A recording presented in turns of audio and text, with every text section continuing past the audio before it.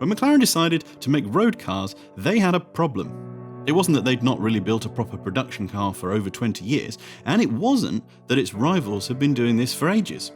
It was they couldn't think of a decent name. You see, the first road car that McLaren made in its current iteration was called the MP412C, and literally nobody understood why. Now, McLaren said that it was simple. MP4 was how they've always named their cars. Ron Dennis, when he bought the company, he merged McLaren with his old team, which was called Project 4 Racing. So MP4 stood for McLaren Project 4. That was how their race cars were, that was how their road car would be.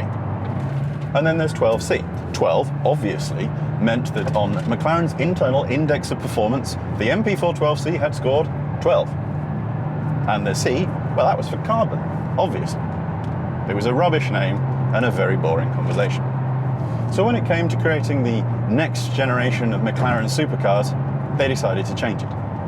Since then, all McLarens have been named due to the power that they produce. The 650S has 650 horsepower. The 570S has 570, 600LT, 600, so on and so on. But wait, no, there's the P1. I can't explain that one. And then there's the Senna, because Senna. And then there's this, the new McLaren GT.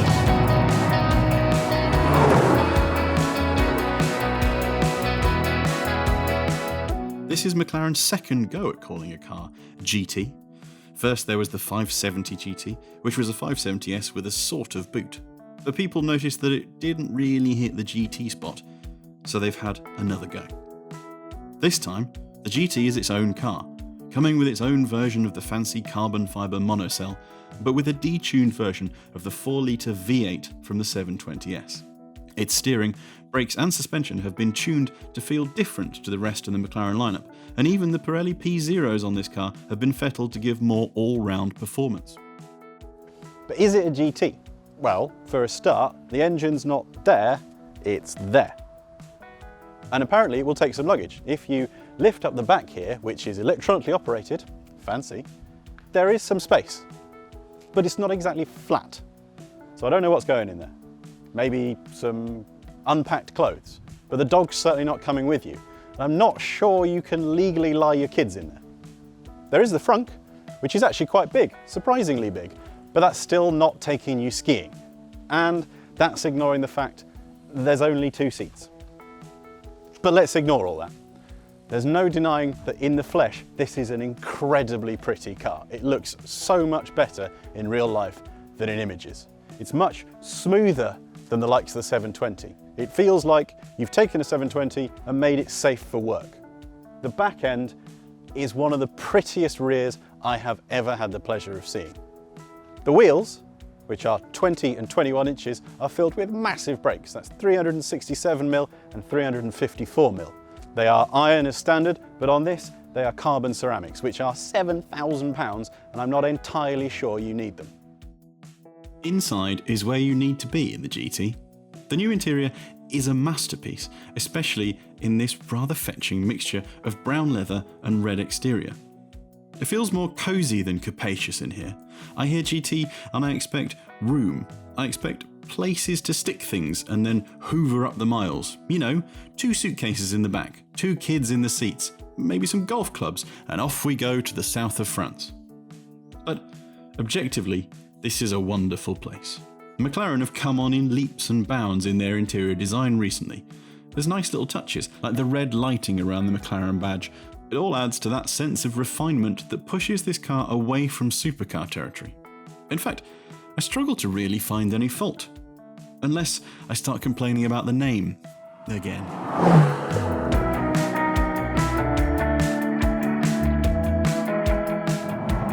So what is the McLaren GT?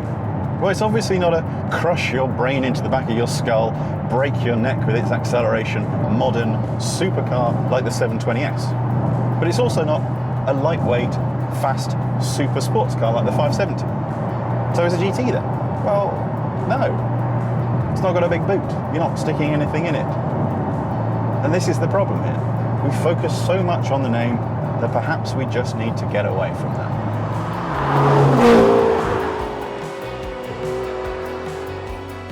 One of the main things to notice about this car is the way it delivers its power.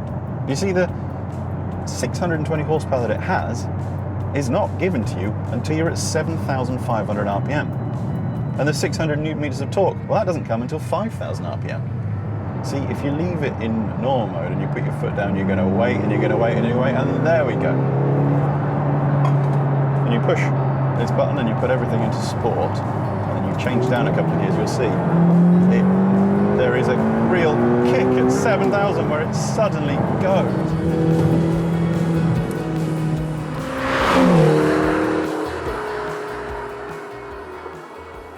You sort of find yourself driving very fast and then bang, for a very short amount of time, there it goes, and you keep yourself, you've got to just keep it in that high rev range. It means you are far more involved in driving this car than you might be in some other ones, and I think that's fantastic.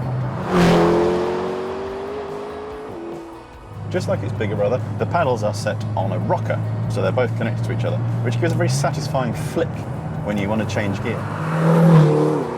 You can change powertrain and handling settings with the two knobs down here, both of which you have to push active to order to do it first, but you can change the settings very simply. But once you really get into the twisty stuff and are really on it, it really gets up onto its toes. You feel the front end slightly washing, but the back end is there. It feels live and it feels a lot of fun. When we booked this car in Macau, because of its name, we thought, you know what, it's a GT car, so we didn't book the track.